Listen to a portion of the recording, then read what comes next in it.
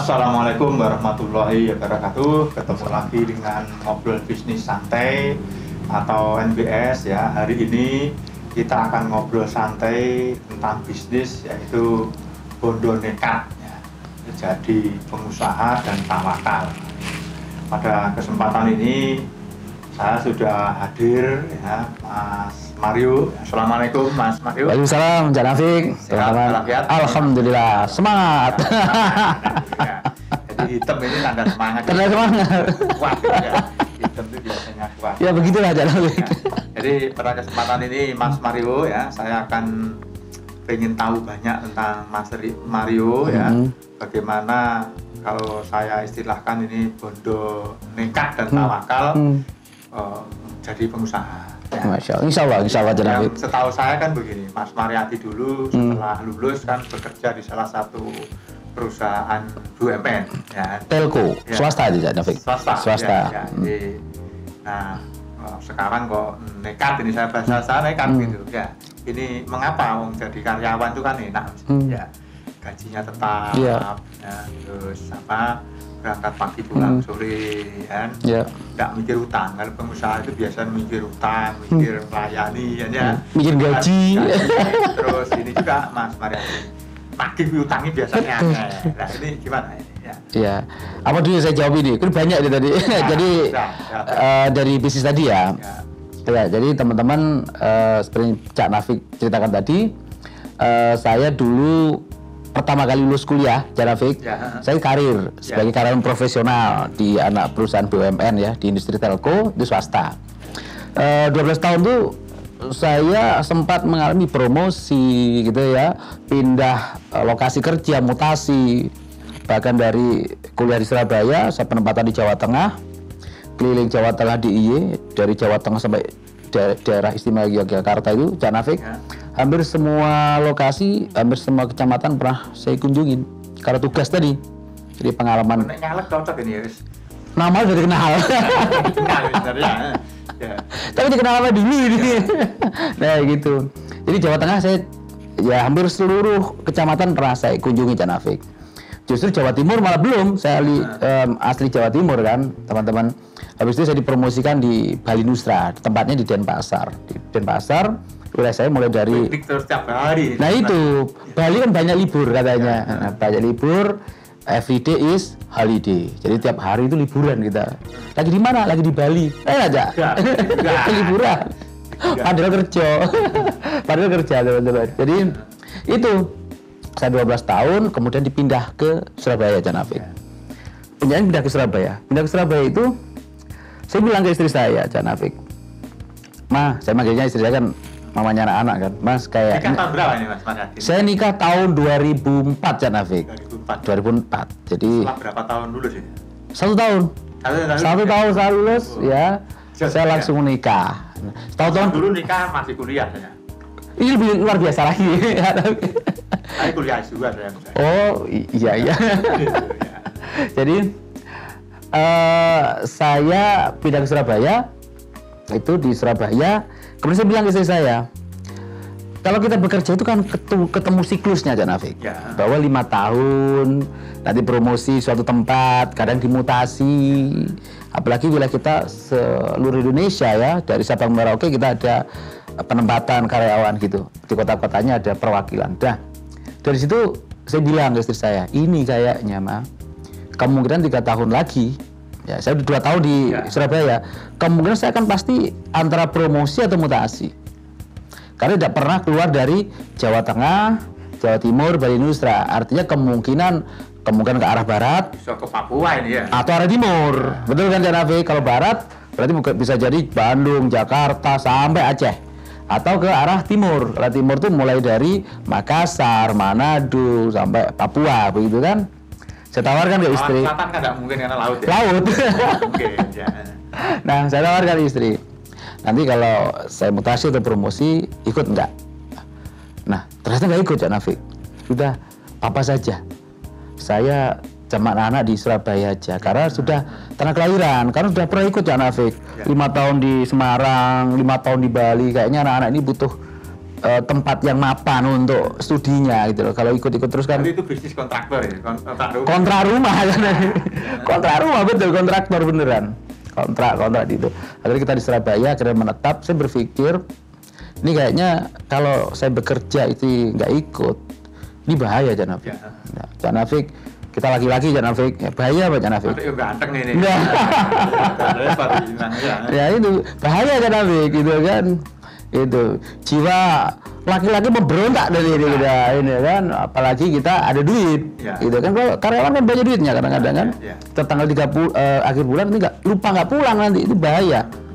Akhirnya saya memutuskan kayaknya saya juga berat ya Nafik kalau saya jauh dari keluarga. Akhirnya saya memutuskan oke lah, gimana kalau saya nggak usah sendiri. Kebetulan ada program pensiun dini Cak Nafik. Pensiun berapa kok pensiun ini? Saya umur 35 Cak Nafik. 35 kok pensiun ini? Ya berarti itu kan produktifnya mestinya. Betul Cak Nafik. Saya termasuk pada waktu program pensiun ini, saya termasuk karyawan termuda yang ikut pensiun. Bahkan tidak selayaknya untuk ikut program pensiun Cak Nafik. Soalnya pensiun itu mesti 56 ya. Pensiun kan normal kan 55 kan, atau 56 itu tadi. Atau 53 atau 3 tahun menjelang pensiun. Kadang sekarang ada aturan minimal 40 atau 45, tapi pada waktu saya umur 35 Cak Nafik. Sehingga dari itulah saya memulai 5 tahun dibalik kan 53 tadi pas. Iya Cak Nafik. Pas dibalik ya. Ya begitu ya Cak Nafik. Ceritanya begitu. Jadi akhirnya saya memulai bisnis karena memang ada faktor kayaknya cukup lah 12 tahun. Jadi saya harus memulai bisnis sendiri. Nggak mau 13 tahun katanya. Angka? Angka 13 ya Nafik ya. Nah, sebenarnya Cak Nafik, saya dulu pernah menulis Cak Nafik. Jadi begitu saya masuk kerja pertama kali, saya itu menulis rencana karir kita. Saya tulis Cak Nafik. Pada waktu itu suruh nulis sama trainernya. 1 tahun pertama ngapain, saya tulis resolusi itu. Iya, resolusi. Ternyata kita ini sebagai karyawan pun sebenarnya juga nulis, apalagi seorang business owner atau pebisnis. 1-3 tahun saya tulis sebagai karyawan terbaik. Saya tulis. Berapa itu memutuskan untuk pensiun di 2015 ya Nafik. Saya masuk kerja tahun 2000 berapa tadi? 2003 ya. Saya tulis tuh 2003 2005 saya karyawan ini, terus kemudian promosi. Ternyata saya tulis, dan saya nulisnya itu Cak Nafik, saya umur 40, posisi apapun, saya itu akan keluar dari perusahaan, saya buka bisnis sendiri. Itu resolusi yang saya tulis. Ternyata kok pada tahun 35 itu muncul kesempatan itu Cak Nafik. Jadi ternyata pentingnya apapun ya, kita itu harus membuat suatu big plan. Ya. Ini namanya balita ya. Apa itu Cak? Balik pas tahun 35. Balik? Oh gitu, balita ya? Saya pikir bahwa 5 tahun ya. Ya. Jadi itu yang mendasari. Tapi waktu itu istri langsung setuju gitu ya? Oh nggak setuju Cak Nafik. Nggak setuju. Siapa yang mau meninggalkan ya kenyamanan begitu? Nggak mau Cak Nafik. Saya begitu setuju, istri saya bilangin begini, setuju. Ganti saya harus ngomong ke mertua Cak Nafik. Jadi saya harus presentasi kenapa saya harus pensiun ke depan mertua Cak Nafik. Ini kayak bisnis pertama kali presentasi. Nah, pertama mertua, ya. Iya, jadi begitu. Padahal paling sulit itu di depan mertua ya. Betul. Biasanya. Betul gitu ya. Jadi saya presentasikan Cak Nafik. Mau ngapain gitu? Kenapa harus pensiun? Kenapa harus keluar gitu kan? Terus habis itu ngapain gitu kan? Itu apalagi saya udah punya anak 2 waktu itu kan. Jadi seorang ayah tentunya kan khawatir kan, anaknya nanti bagaimana, cucu-cucunya bagaimana, ini bener nggak atau emosi sesaat atau memang sudah direncanakan secara matang gitu. Nah itu loh, kalau bahasa arek Surabaya itu kan bonek tadi. Bonek itu. Iya, betul. Ya. Nah, sebenarnya begini Cak Nafik, orang bilang bisnis itu perlu modal nggak? Perlu modal nggak? Perlu. Nekat pun termasuk modal kan? Itu penting itu. Iya. Sembarang orang berani ya. Jadi saya perlu bondo dipikir dengan harta saja, dengan uang. Saya nggak punya modal Mas. Indonesia ini merdeka karena bonek loh. Betul. Mario. Bondo, babu runcing aja ngelawan. Kan begitu Cak Nafik. Nah, itu yang mendasari saya cerita tadi Cak Nafik. termasuk kenekatan tadi. Ya ada latar belakang lain. Sudah ada bayangan mau bisnis apa itu belum ya? Apa sudah? Sebenarnya belum begitu ini Cak Nafik. Tapi kita sudah menulis kira-kira apa gitu loh. Pokoknya saya nung Surabaya bikin buri ini. Iya, yang penting gini loh. Yang penting Anda lakukan dulu apa. Nanti tiba-tiba jalan itu ketemu. Ya. Saya cerita ini salah satu driver kita itu ya pengen bisnis namanya makanan. Dia buka bisnis pertama Pak, buka tahu tek. Tahu tek dia, pokoknya kan tahu tek. Ternyata mungkin ya tahu teknya kurang laku. Langsung banting setir nasi kebuli, ternyata laris. Jadi dalam bisnis pun demikian. Kadang-kadang kita merencanakan apa gitu, turn around atau rubahlah pada waktu itu bisa jadi begitu. Yang penting pokoknya berani dulu lah. Berani dulu. Jadi memang salah satu ciri khasnya bisnis itu berani. Berani gagal, berani. Iya. Ya. Kalau susah nggak perlu keberanian. Betul, sudah nikmatin sudah. Nikmati, ya. Nah itu akhirnya ini menarik ini, iya. Mas Mario gitu ya. Iya, gitu cara kita mungkin jeda sebentar biar ada iklannya sedikit nanti. Oh siap. Ya, siap kan Afik.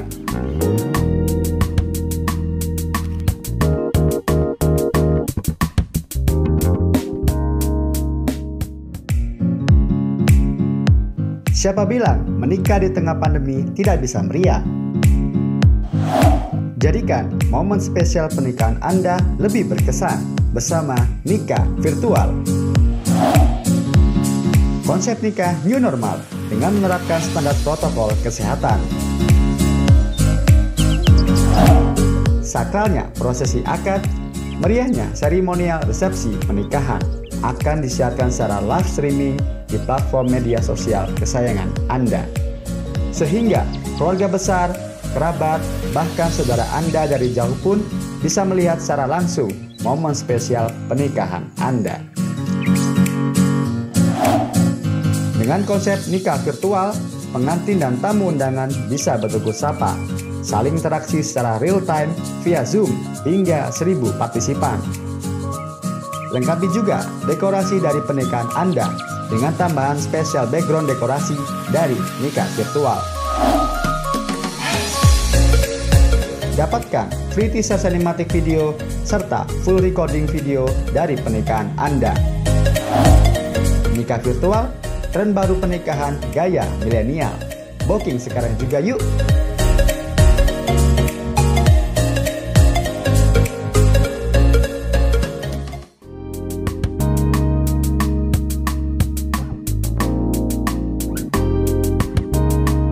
Dilanjutkan lagi ini Mas Mario kan gitu ya, setelah minum kan seger ini, mesti jawaban lebih semangat. Lebih semangat.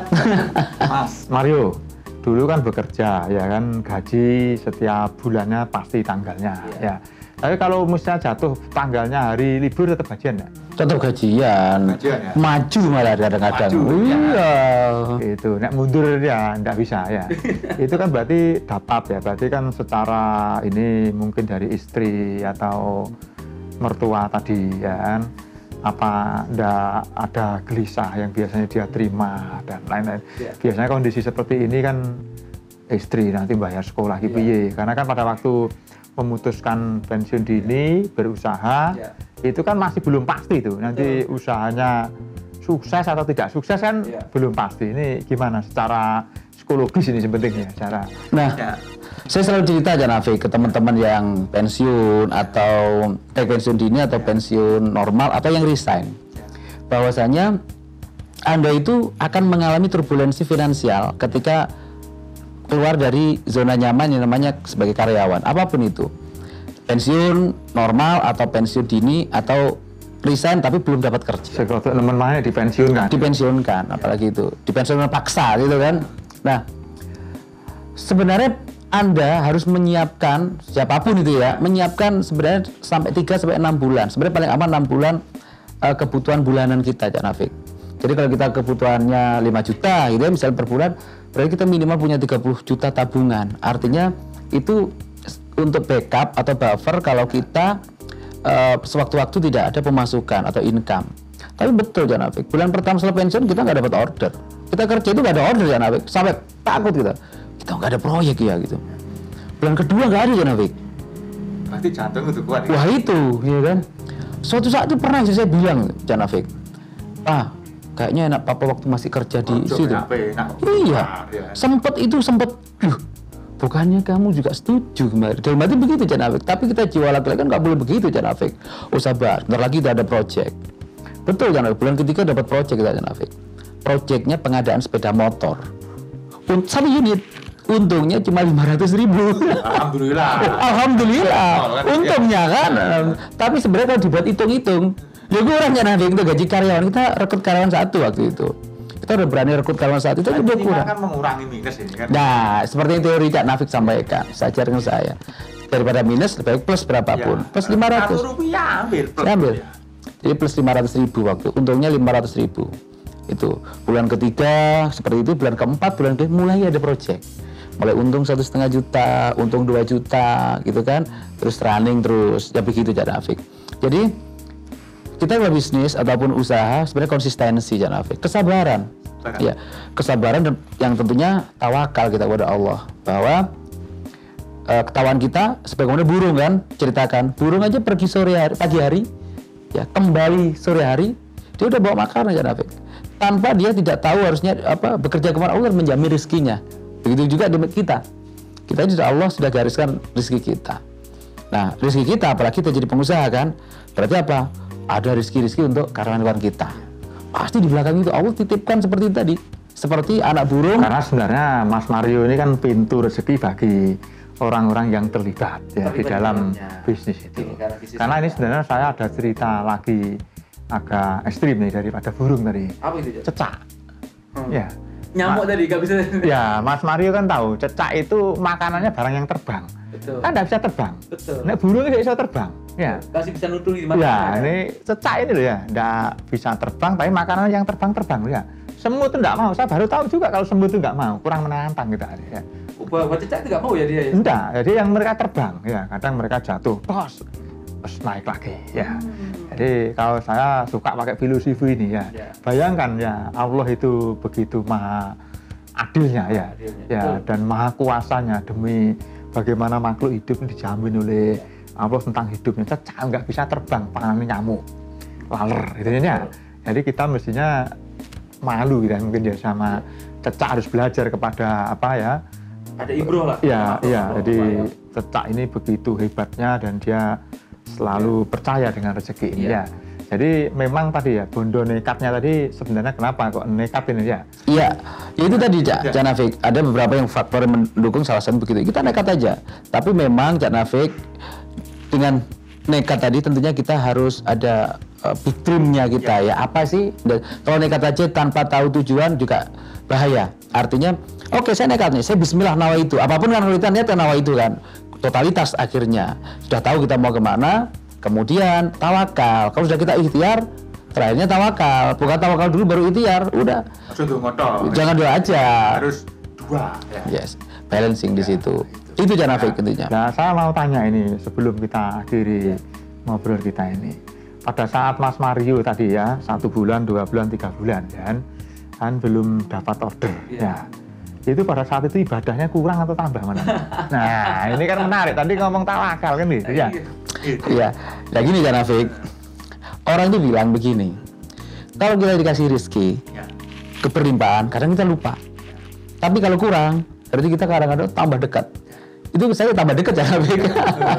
Itu begitulah. Artinya kadang kita kan harus mohon pada Allah kan, kalau kita pengen sesuatu pastinya kita lebih rajin mendekat. Ya kalau dapat rezeki ya mestinya semakin dekat. Harusnya begitu. Biar ditambahi lagi. Ya. Kalau sudah dapat rezeki menjauh, kufur nikmat namanya. Ini luar biasa ini Mas Mario ya. Jadi kalau saya simpulkan ya, diskusinya ini adalah bahwa bondo, nekat dan tawakal jadi pengusaha. Yes. Ya, ini topik menarik. Nanti saya akan tanya lagi di suatu kesempatan Mas Mario bagaimana memulai bisnis. Monggo silakan Cak Nafik. Ini kita cukupkan dulu. Siap. Ya. Itu jadi cukup ya. Nanti akan acara NBS akan dilanjutkan lagi di lain kesempatan gitu ya. Kita ucap salam dulu ya. Wassalamualaikum warahmatullahi wabarakatuh.